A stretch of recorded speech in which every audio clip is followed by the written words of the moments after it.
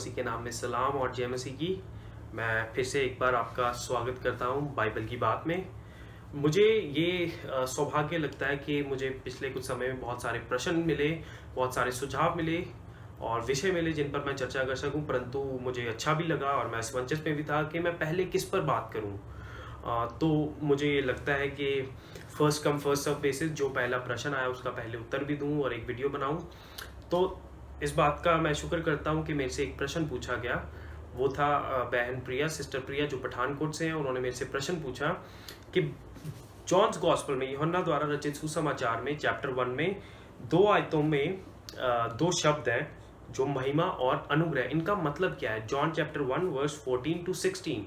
तो मैं आपके लिए आयतें पढ़ता हूँ और फिर हम इनका थोड़ा व्याख्या करने की कोशिश करेंगे, थोड़ा हम इनको देखेंगे कि इनका मतलब क्या है। मैं आपके लिए पढ़ता हूँ जॉन चैप्टर 1 वर्स 14। शब्द ने शरीर धारण कर हमारे मध्य तंबू के समान वास किया और हमने उनकी महिमा को अपना लिया, ऐसी महिमा जो पिता के कारण एकलौते पुत्र की होती है, अनुग्रह और सच्चाई से परिपूर्ण।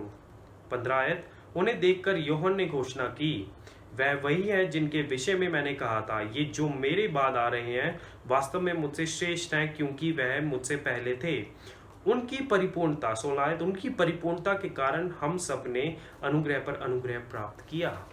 अब ये जो जॉन्स गॉस्पेल है, ये जो यूहन्ना द्वारा रचित सुसमाचार, ये बहुत ही रिच है। हम पढ़ने बैठे तो लगता है कि सब कुछ समझ आ गया, लेकिन अगले ही पल लगता है कि कुछ समझ ही नहीं आया है। ये बहुत रिच है, बहुत डीप टीचिंग है इसकी। परंतु हम ज्यादा बातों में नहीं जाएंगे, सिर्फ इन 2 आयतों पर फोकस करेंगे और उन 2 शब्दों को जानने की कोशिश करेंगे, उनका मतलब क्या है। अब इस तरह से लिखा है कि शब्द ने शरीर धारण कर हमारे मध्य तंबू के समान वास किया। अब शरीर धारण कर, शब्द ने, अब वो जो परमेश्वर है वो हमारी तरह बने। He became just like you and me. क्यों बने? ताकि वो हम इंसानों की तरह जीवन व्यतीत कर सकें। वो परमेश्वर जो सृष्टि करता है, जिन्होंने तारागण को बनाया, जिन्होंने जानवरों को बनाए, जिन्होंने पेड़ पौधे बनाए, जिन्होंने पक्षी बनाए, जिन्होंने यहाँ तक कि पहाड़ बनाए, वो परमेश्वर इंसान बने, देह धारण हुए, मतलब हमारी तरह चमड़ी वाले इंसान बने, ताकि वो हमारी तरह जीवन व्यतीत कर सके और अंत में हम सबको उस मार्ग पर लेकर जा सकें जो वो खुद है, वो है उद्धार का मार्ग। परंतु ऐसा क्यों?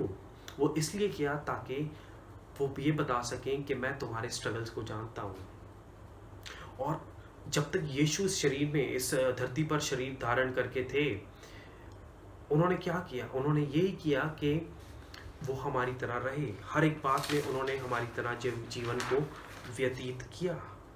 वो इसलिए किया ताकि वो दर्शा सकें कि परमेश्वर कौन है और वो किस तरह के हैं, so that he can display who God is and what God is like।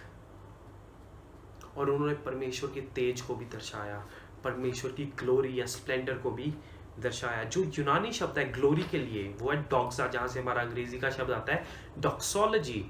और उन्होंने परमेश्वर की ग्लोरी, महिमा को दर्शाया। इसका मतलब है कि परमेश्वर का जो डिवाइन क्वालिटी है, मतलब दिव्य गुण जो है परमेश्वर के, वो उन्होंने दिखाए। परमेश्वर का प्रगटीकरण किया, मैनिफेस्टेशन ऑफ गॉड, या परमेश्वर के उस तेज का प्रगटीकरण किया है हमारे बीच में। तो जब इसका मतलब ये है महिमा का, इन आयतों में मतलब ये है शब्द का कि परमेश्वर जो है वो देह धारण हुए, मतलब वचन जो है वो देह धारण हुआ। प्रभु यीशु मसीह जो इंसान के रूप में आए, उन्होंने फिर भी वो महिमा को नहीं छोड़ा, परंतु अपने द्वारा वो दर्शाया कि परमेश्वर किस तरह के हैं, परमेश्वर के गुणों को दर्शाया। ये मतलब है महिमा का। परंतु उसके आगे कुछ और भी लिखा है। उसके आगे इस प्रकार से लिखा है, जो पिता के कारण एकलौते पुत्र की होती है महिमा, अनुग्रह और सच्चाई से परिपूर्ण। अनुग्रह और सच्चाई से परिपूर्ण, 2 शब्द यहाँ पर आ रहे हैं, परिपूर्ण होने के, अनुग्रह और सच्चाई। अनुग्रह का मतलब क्या है? कि प्रभु यीशु मसीह अनुग्रह से परिपूर्ण थे। यहाँ पर अनुग्रह की परिपूर्णता का मतलब है कि वो ऐसे थे कि जो अपने में से कुछ दे सकते थे। He was able to display or give. For example, he was able to give kindness. अपने में से दयालुता दे सकते थे, अपने में से ब्लेसिंग, आशीष दे सकते थे। He was able to shower favor. वो अनुग्रह में भरे हुए थे, इसलिए वो अनुग्रह को दे सकते थे। और वो सच्चाई से भी परिपूर्ण थे। सच्चाई से परिपूर्ण का मतलब ये नहीं है कि जो सच हम बोलते हैं, यहाँ पर मतलब है कि जो रियलिटी है, जो व्यक्ति है, जिस कारणवश हमें नैतिकता मिलती है। और यीशु मसीह जब ट्रुथ से भरकर आए, सच्चाई से, सत्य से भरकर आए, उसका ये मतलब है कि वो मॉरली करेक्ट थे। He was morally fulfilled, he was straight forward in his morality.